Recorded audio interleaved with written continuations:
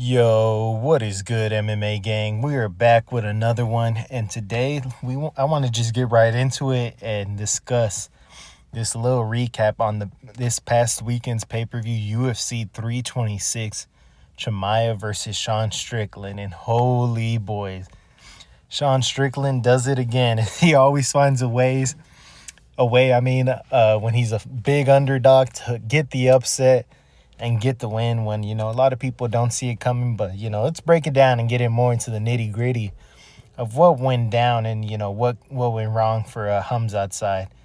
So, boys, I'll start off right away by saying you can say I'm biased or whatever you want to, but I did score this one for Khamzat personally at the end of the night. I think overall, I thought that round 1, 3, and 4, I was slightly leaning to Khamzat, with round 2, being pretty definitively Strickland's round, where Khamzat had that crazy adrenaline dump and, pulled guard and, it was looking crazy. Like, wow, is he just going to be gassed for the rest of the fight? But I think overall, even that round 5 was pretty close. And I think for some people watching it through their lens, and I can't even blame them, the fact that Khamzat didn't just run through him and started to gas and elected to strike, that just automatically had them like, oh, he's not going to his A game plan, so he must be losing.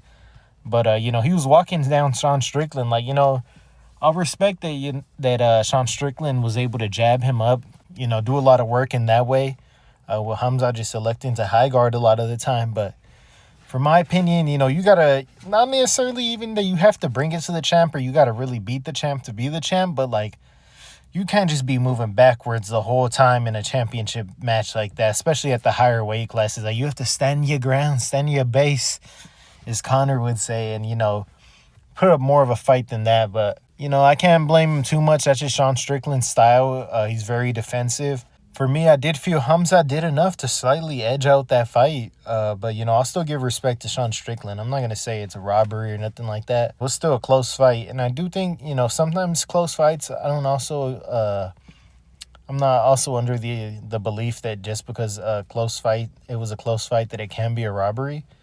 Most of the time, people do overblow it when sometimes there's close fights and automatically want to just push robbery. One that I'll give, for example, was the Volkov-Gane fight. I thought was very close, but I thought Volkov clearly won that, and, that was some suspicious judging going on there. Overall, sometimes close fights I do think can be robberies, but, not every time. But, yeah, so I'm not going to call this one a robbery. I do think it was close either way. Strickland was landing a lot of jabs. Just to me, round 3, especially when Khamzat smashed his nose, I think that was, the more significant damage of that round than Strickland peppering him up with a few little jabs and stuff. So I think, Khamzat destroying his nose was enough to swing that round his way. But, y'all let me know how you felt about that one. And then I did see some people, just there's so much to talk to after this fight. These are the polarizing type of fights that really get, the community going. And I've seen some people saying that Strickland, saved the middleweight division now, and that, he's into top, might be the greatest middleweight of all time. I think we need to hold our horses. Like, he split decision Khamzat, who's supposed to be a wrestler and grappler, that's the only thing he's good at, according to a lot of people. And Khamzat walked him down and, kind of went band for band with him in the striking. And that's my main thing about Strickland is people are like, oh, he talks a lot. He sells these fights, he's a striker. He's so exciting, but his style is not exciting. He has boring fights. The Dricus first fight was boring.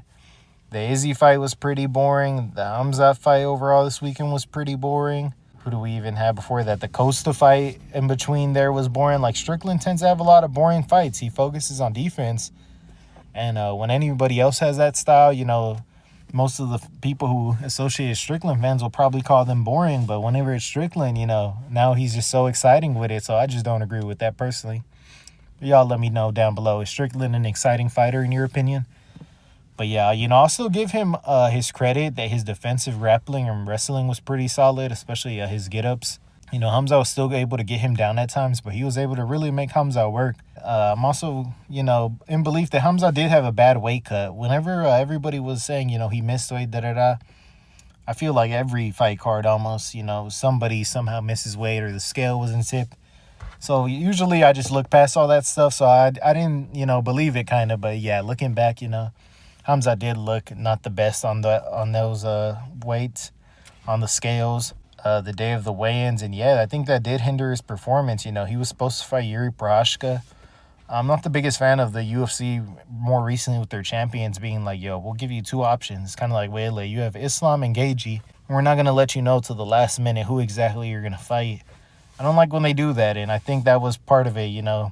We got to give Strickland his props. You know, on paper he won, and you know, he regained the belt, the second middleweight champion to become a two-time champ, him and Izzy. So I got to give him his props on that. But I do think there were multiple factors that led to Khamzat's demise in this one and losing his undefeated streak. But yeah, I think he had a bad weight cut overall. I think another thing is that somebody, for as great as Khamzat is, I think certain fighters, you know, they just come out and fight. They don't necessarily have a lot of game plan that goes into their training camp. Somebody I think of is, you know, on a lower level, but Kevin Holland. People are always like, oh, he's ass, and then he'll get a win. And now they're all back on the train. But I feel like some fighters, you know, kind of like him, he doesn't really train for his opponents specifically. They more just train to, you know, to get their style better. Maybe even Merab as well. You know, they're just kind of well-rounded enough to where they know they can take the game anywhere, that they focus on themselves more than making specific game plans. But it just feels like over time in the era that we're in of MMA, you can't really do that as much anymore. You know, you need to really focus in on yourself or on what your opponent brings specifically. Doing that is something that can help Merab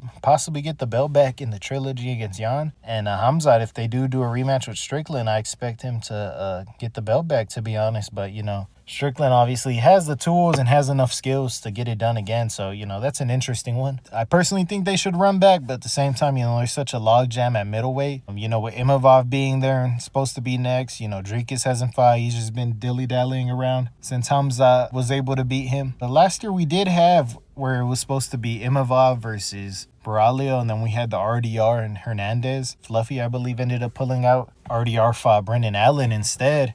And, you know, he kind of got fraud checked in that one. So it was really down to Imavov and Baralio. And Imavov ended up beating him. And around that time, that's when Sean Strickland had his 6-month layoff or a suspension from storming the cage and attempting to fight that one dude when him and Chris Curtis, his fighter, lost. So, yeah, Imavov and Khamzat were kind of waiting around. And, you know, I will say that they, you know, said they're brothers. They're from, you know, I think they're both from Chechnya or whatever. Imavov has Chechnyan roots, I believe. So they didn't really want to fight each other, but it seemed like if the UFC, you know, forced them to, they would have. But the UFC kind of just had them waiting around and stuff and waited around long enough till they booked Fluffy versus Sean Strickland. And then once, you know, that fight happened and Strickland got the pretty big finish and upset, they're like, okay, you're fighting Strickland now. So, I don't know. The whole system the UFC's been having recently, I'm just not the biggest fan of because I feel like it just, you know, hoes some fighters. Like, you know, they kind of trick fighters into taking certain fights by saying, oh, yeah, this is a #1 contender fight. You know, we'll take care of you. And then once the fight comes around and whoever wins, you know, they take their word back. And, you know, if your word isn't good, then what kind of man are you? So, suspect company, in my opinion. But overall, you know, Khamzat does have certain things he needs to go back and, you know, figure out where he wants to go from here. But I do believe Khamzat is an all-time MMA talent. He needs to fine-tune a couple of things and, you know, maybe reevaluate his team, his camp. Maybe he's training too hard. I've heard a lot of people say that, you know, like Demetrius Johnson was saying, he goes way too hard. And at some point, it's like, what are you doing all this strength and conditioning for? You need to focus on fight-specific things, focus on sparring and just game planning and things of this nature. So, you know, I think there's a lot of mistakes that Khamzat made, which isn't, I'm not saying they're excuses to say why he lost, but I'm just saying that I think if he's able to circle in on these things, you know, we'll be able to see a greater Khamzat than we've honestly ever even seen before. I do feel like with the right people around him, he will be able to come back greater. And, you know, he was really humble in defeat. I don't think it's going to really get to him that much. I think, yeah, once we see Khamzat back in the cage, it's going to be an exciting fight. And for Strickland, you know, he also tore his shoulder or whatever, had a very bad injury to it. So we might not see him for a while either. So possibly, you know, maybe they just both get their health back in shape and we see them again.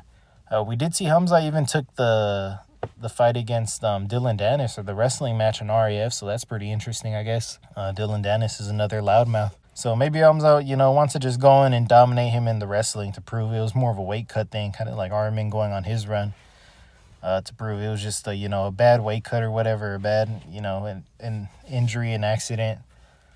And yeah, I guess just, get back out there. He didn't really take that much damage, even though people were like posting edited pictures of his face and throwing filters on there. I honestly don't think he really took that much damage. He's going to have his bumps and bruises and busted lips, but it's a fight. And, Strickland's nose was slammed in, and, his shoulder was broken, which he said he hurt before the fight, but I bet having a whole 5-round fight with another man doesn't help either. So it's just a really compelling fight, one that we got to sit on. I haven't even rewatched it. It wasn't the most entertaining fight, so I don't know if I really want to rewatch it. But yeah, just a lot to talk about in that fight. And then the co-main event was, man, one of the bangers of the year in the Josh Van and Tatsuro Taira. Josh Van able to prove that, he is championship-worthy material. And Tatsuro Taira showing a lot of heart in this one. In round 2, Tatsuro Taira gets dropped with a bomb overhand as he, throws a knee or went to throw a teep kick or something. And, yeah, Josh Van just catches him right on the chin and sits him down.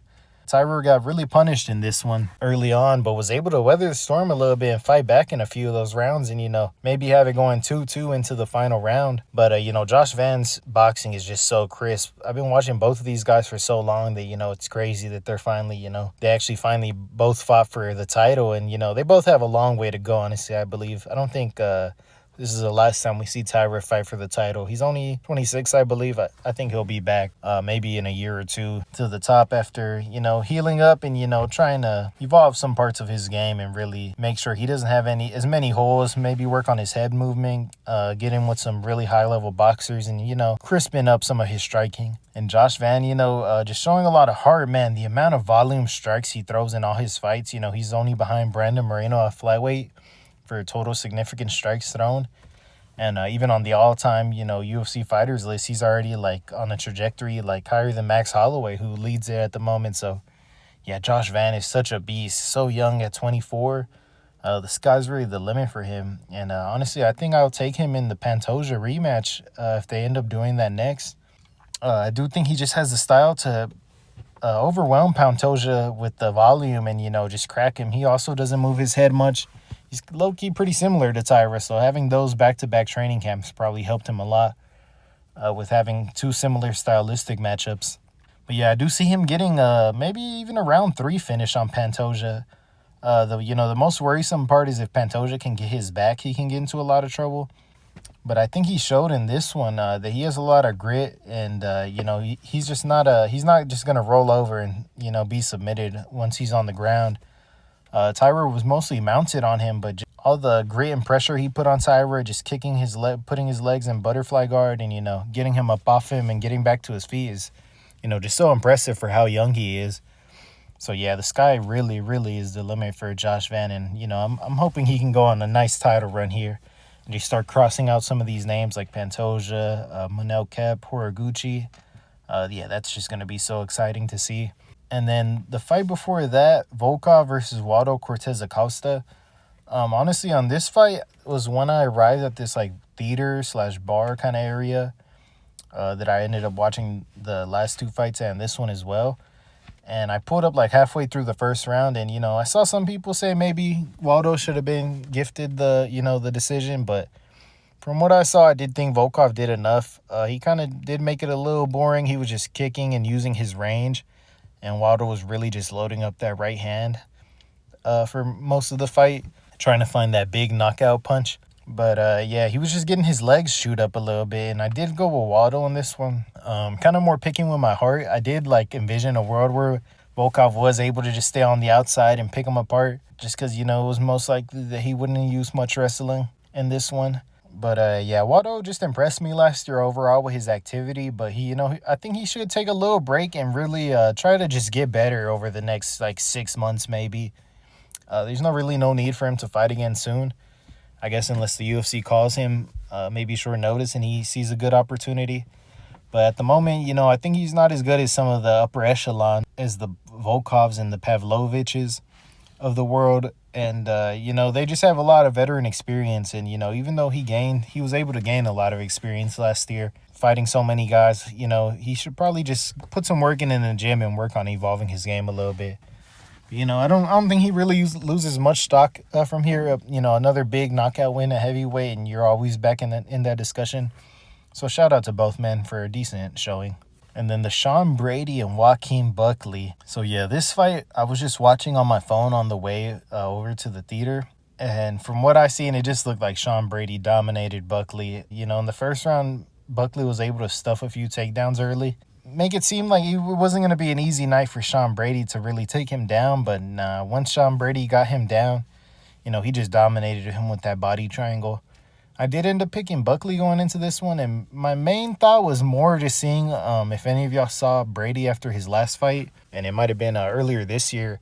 He was on his podcast with Joe Pyfer. He was saying he was thinking about cutting down to 155, and it just seemed like his confidence had been, you know, very shot, and he just wasn't going to be the same guy coming off of that KO loss, that he might just be questioning himself. So, you know, I leaned a little too heavy on that, and just, you know, had too high of expectations for Buckley, thinking that he would have improved so much between the Usman and this fight. But, you know, he never gave up on himself still, so you got to give him credit there. But, yeah, you know, he just overall got dominated. But shout out to Sean Brady for bouncing back after a pretty bad, embarrassing loss. So there's a lot of interesting matchups for him. Maybe we'll see him versus Amosov next. I know a lot of people are, you know, hyping up that matchup, and, yeah, that's one I'd want to see as well. And then King Green is able to choke out Jeremy Stevens with a rear naked choke. You know, Jeremy, he's been out of the UFC, more recently doing a lot of boxing and bare knuckles, so I doubt he's been training as much grappling. King Green just able to, you know, take advantage of him, walk him down, and then, you know, take his back and choke him out. So good showing from King Green. Bobby, I'm glad he's finally getting his custom shorts. After 30 fights, it takes the UFC to, you know, bless a man with some custom shorts, and he's having to beg for a bonus afterwards, which isn't the best look. But, yeah, you know, I actually rock with Bobby. I feel like, you know, he's pretty cool in my opinion. So, glad bro was able to get that dub. And then before that, we had Atiba Gauthier putting away Ozzy Diaz. And that one was, you know, I put on my parlay for him to get it under 3 minutes in the first round of finish. And I've just taken Gauthier on a parlay on every fight he's had so far. And I was kind of sad when I saw them put it at that low, because I'm like, dang, like, why y'all got to have it at 3 minutes? But it was just too tempting to take seeing it there. So I took the under, and, yeah, you know, this ends up going to the second round. Atiba shows a little evolution to his game. You know, he's trying to be more patient and not just come out and, you know, just start throwing big hooks and actually technically break down guys a little bit. And, yeah, I think that will help his style in the long run. He threw, you know, Ozzy throws a lazy jab, and Atiba just comes over the top with that right hand, just really sits him down and folds him. That was nasty.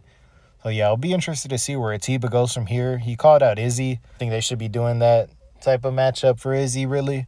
You know, he's on a downward trajectory, so I don't want them to just start feeding him to prospects. But hopefully Atiba can get someone in that lower top 15 and, you know, start making his name towards the rankings.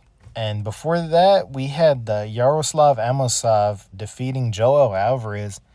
And going into this one, I did want to take Joel just because I was a little bought on his hype train. You know, I really like the dude.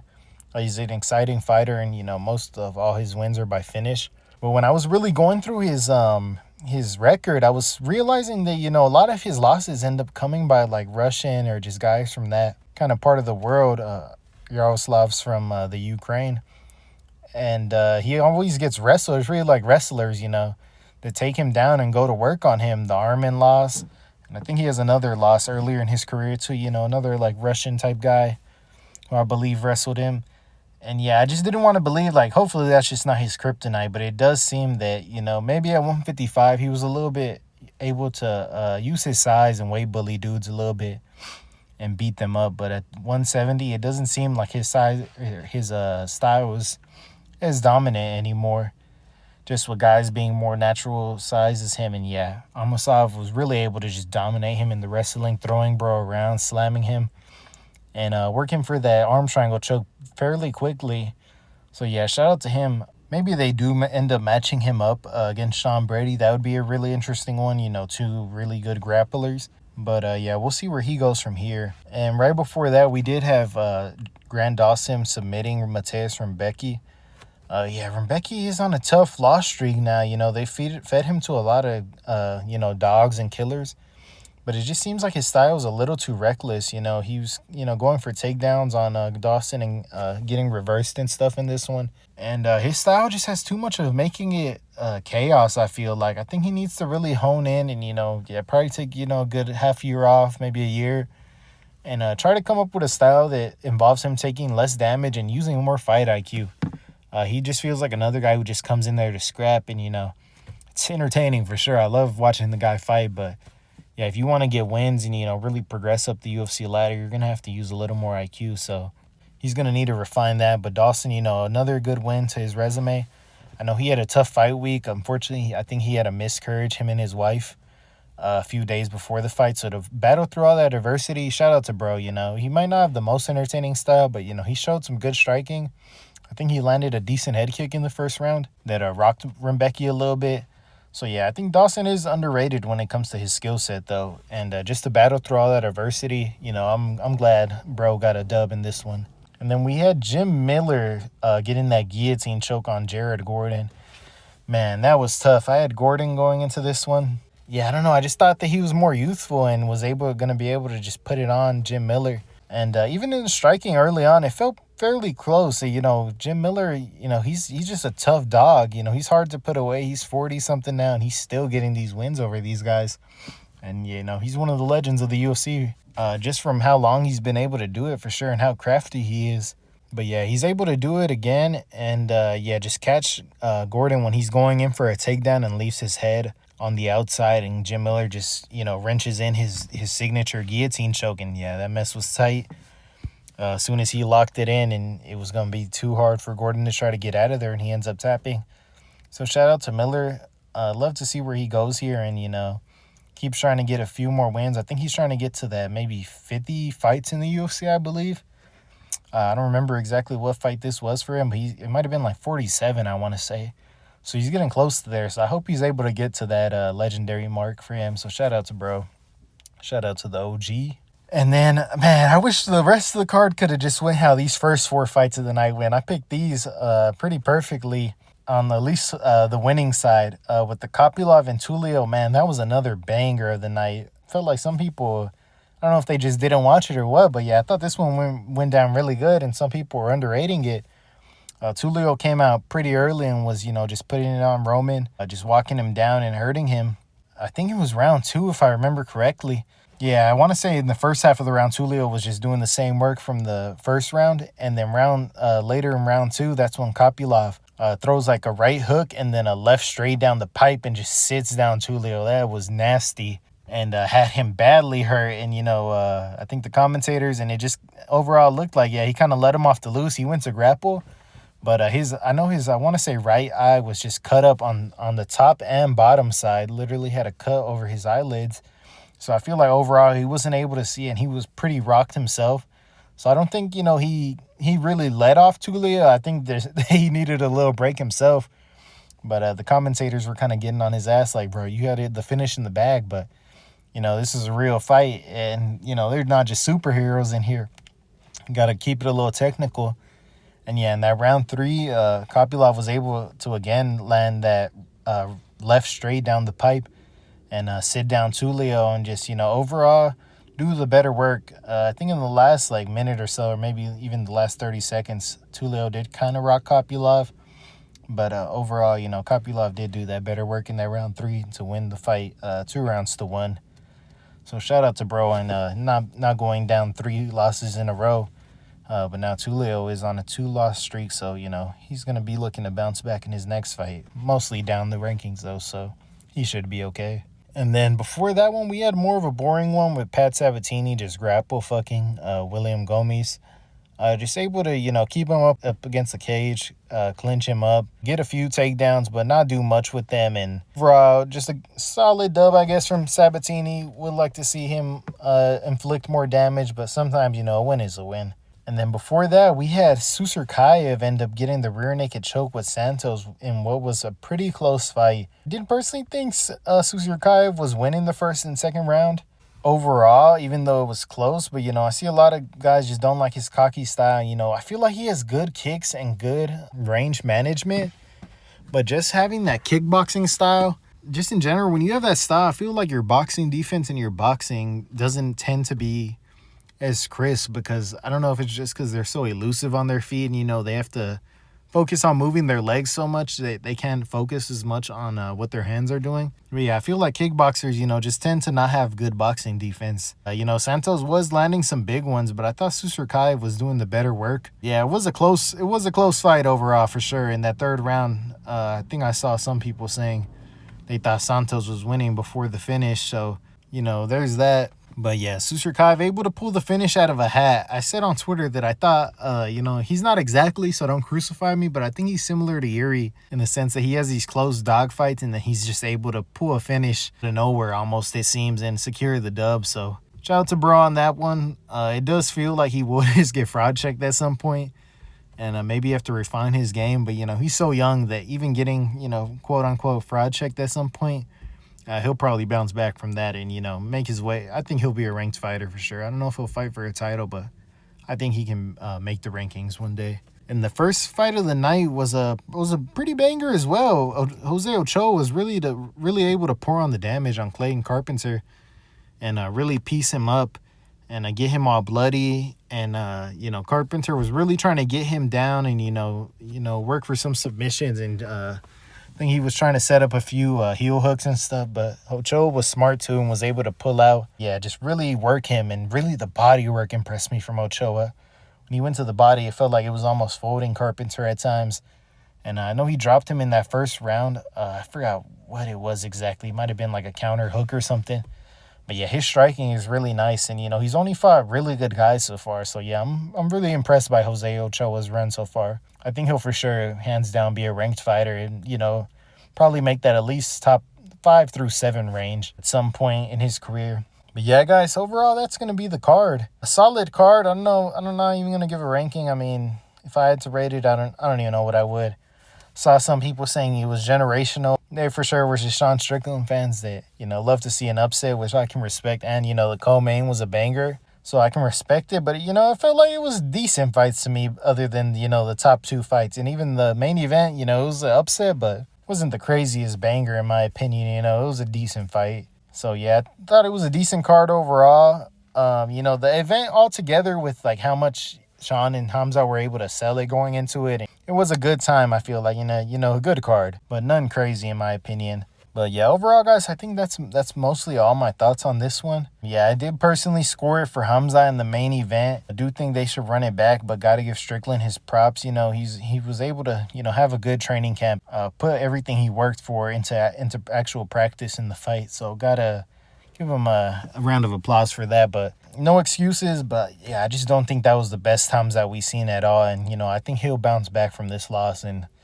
come back with a vengeance. But that's just my opinion. But yeah, guys, drop me a sub if you, enjoyed my recap of the card. If you, didn't agree with anything I said, drop me a comment down below. If you think Sean Strickland clearly won that, let me know why. Or any other fight. If you thought maybe my reasoning for choosing who I did was dumb, let me know that too. And drop me a like if you liked the video. But yeah, guys, I think that's all for today.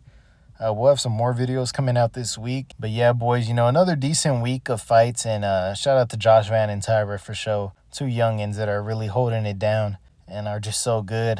But yeah, boys, we got, a few decent fight nights before the big proclaimed UFC Freedom 250 event, which is coming up. And we do have the MVP MMA Rousey versus Carano card this weekend. So that's pretty interesting. Whole lot of discussions to be had. I think that's enough on the recap for this 328 card. Hope you boys were able to enjoy this video and enjoyed watching this card wherever you were watching it. And we will be back soon to discuss all the other good things coming up. So I hope you boys have a good rest of your day and take care. Peace.